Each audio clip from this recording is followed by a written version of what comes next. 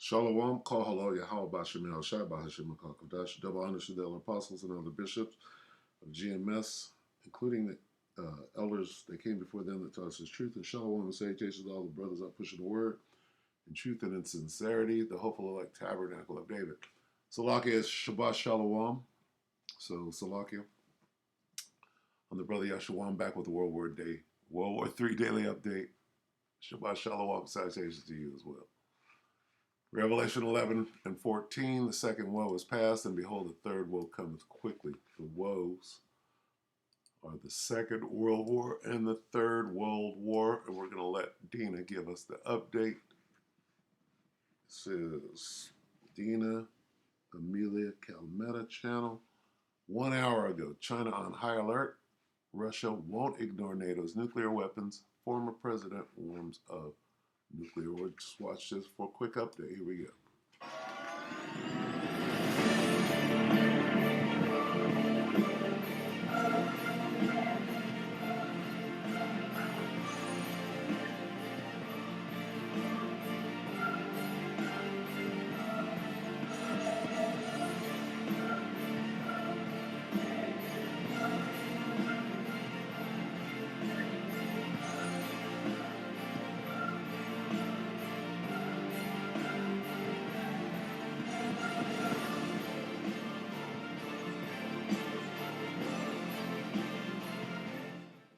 Welcome back again, everyone. It's Dina Calmetta here, and for today's news, I do have some headlines I'd like to share with you.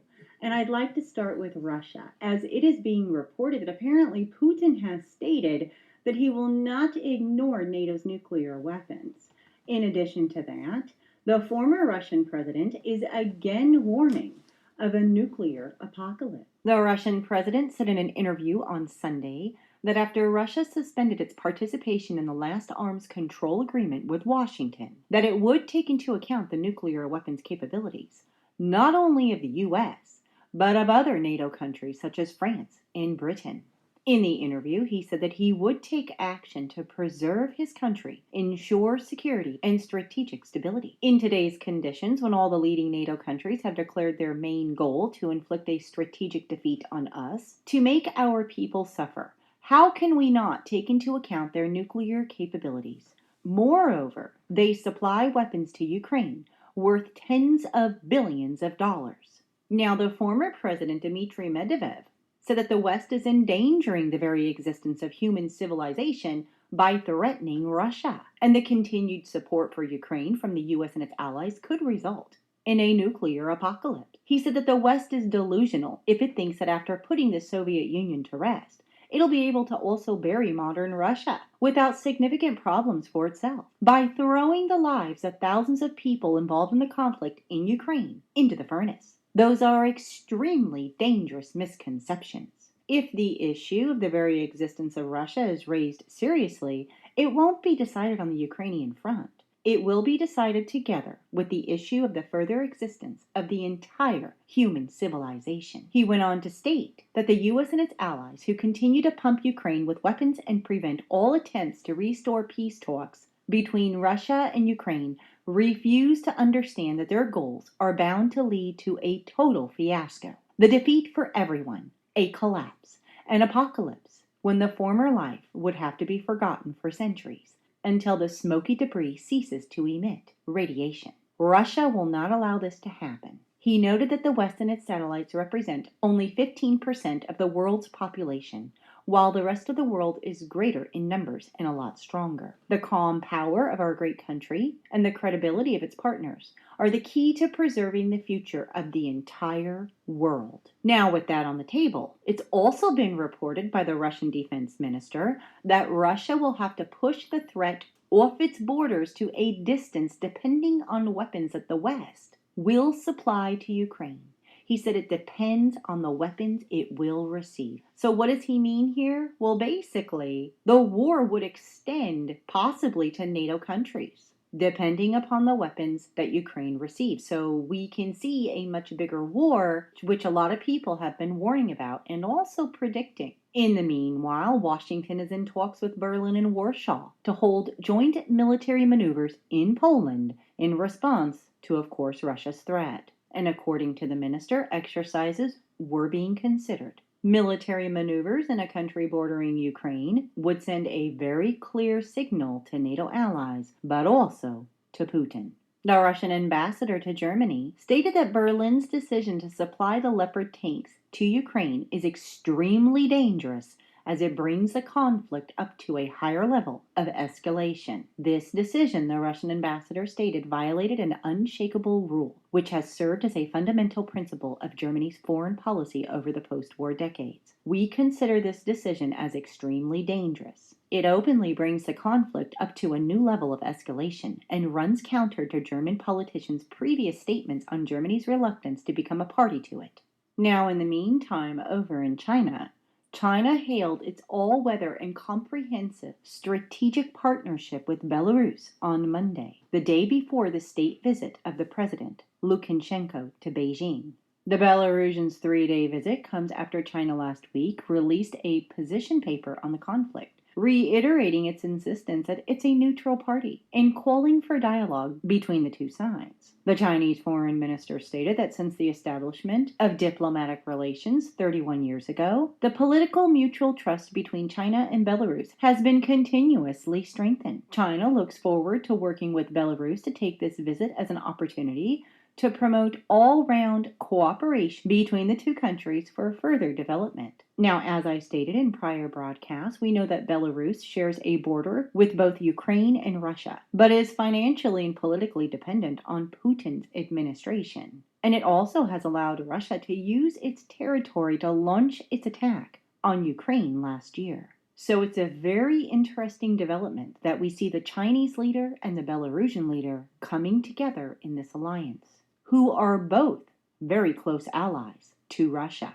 Now, with that said, we have another visitor going to China. French President Macron has said that he will visit China in April to seek Chinese government's help with ending Russia's invasion of Ukraine. Macron, speaking on the sidelines of a show in Paris, said that he would visit China in early April. The fact that China is engaging in peace efforts, he said, is a good thing, stressing that peace was only possible if the Russian aggression was halted, troops withdrawn, he said, and the territorial sovereignty of Ukraine and its people was rejected. China, he said, must help us put pressure on Russia so that it never uses chemical or nuclear weapons, and that it stops its aggression as a precondition for talks. Now, as I stated earlier in the broadcast, that China has stated that they are not going to give weapons to Russia, but a CIA chief is confident that China is considering the military aid to Russia. William Burns said that we're confident that the Chinese leadership is considering the provision of lethal equipment. We also don't see that a final decision has been made yet, and we don't see evidence of actual shipments of lethal equipment. And that's why I think he said that Secretary Blinken and the President have thought it important to make very clear what the consequences of that would be as well. Now, the Chinese Foreign Ministry has hit back at the U.S., stating that the U.S.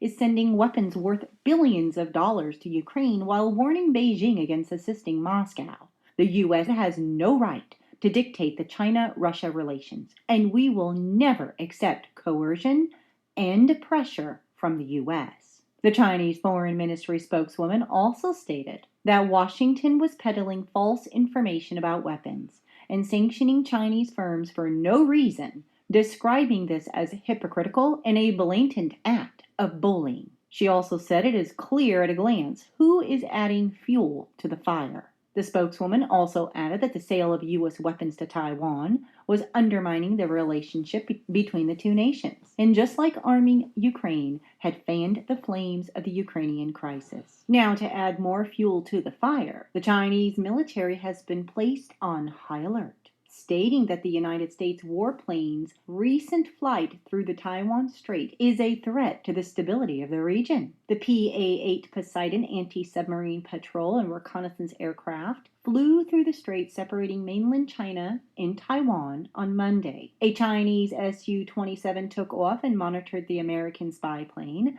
along its path.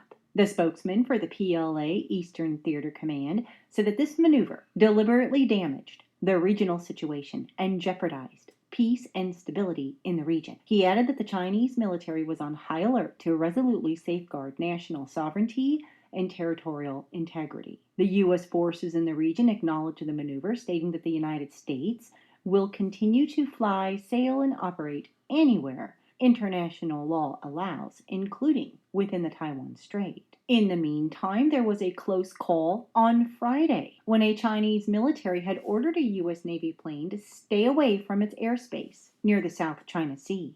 So, without a doubt, tensions are very high between these nations. And it's not just with Russia and NATO or China and the United States.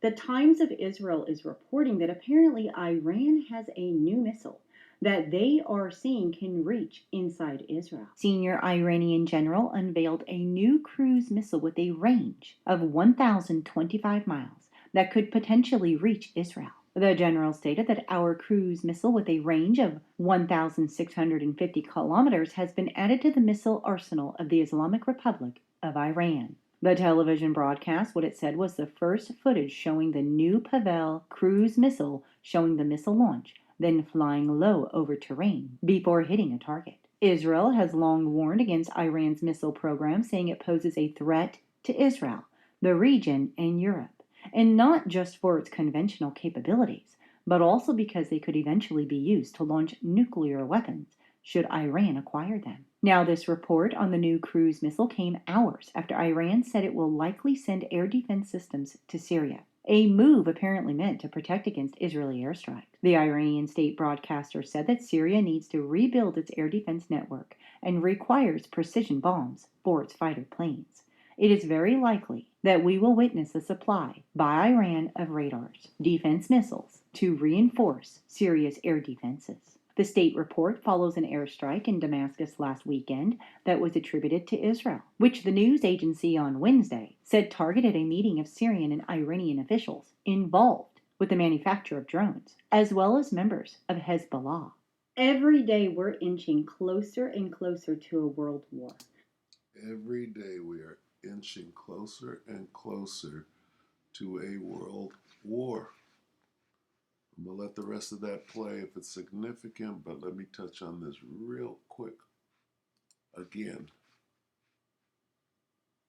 Revelation 11:14. Second woe is past, and behold, the third woe cometh quickly, is coming soon. All right? Every day we're getting closer and closer. All right? Go ahead, Dina.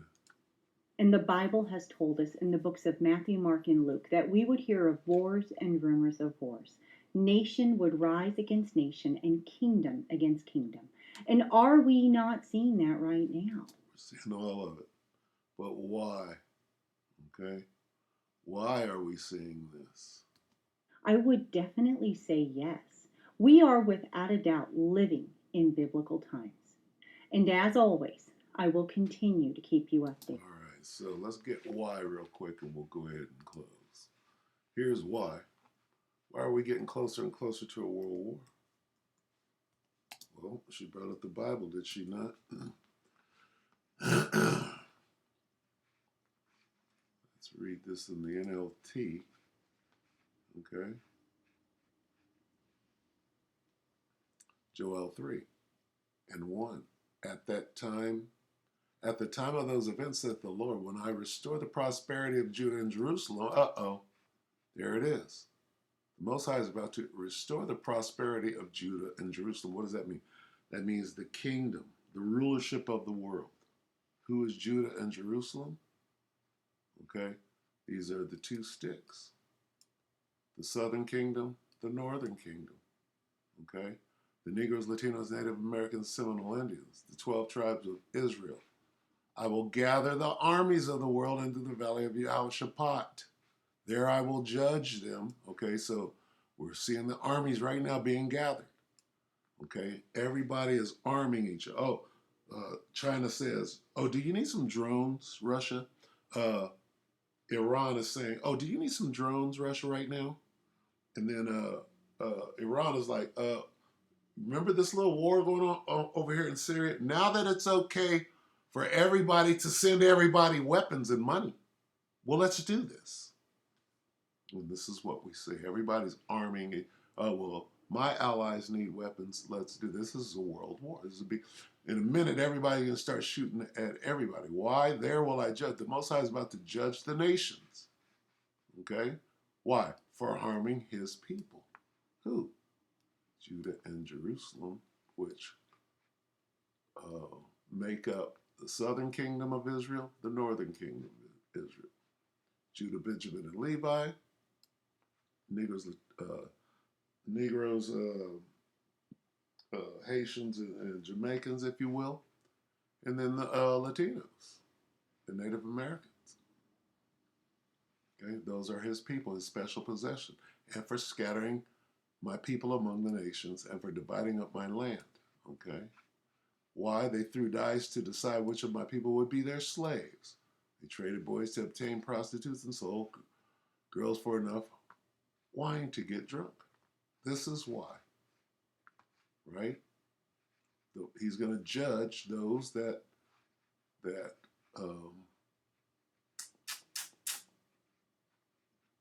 harmed his people, okay, Israel, and for dividing up his land. It's just that simple. So what is he doing? He is gathering the armies into an ambush. Okay? That's what we see going on right now. All right, so we'll end it right there. Before I shouldn't get another strike. I didn't say anything hateful. It's just what it says in the Bible. That's what Dina said. Give her a strike. So with that, we hope that the elect are edified. You brother and few sisters, with that we can say Shabbat Shalom.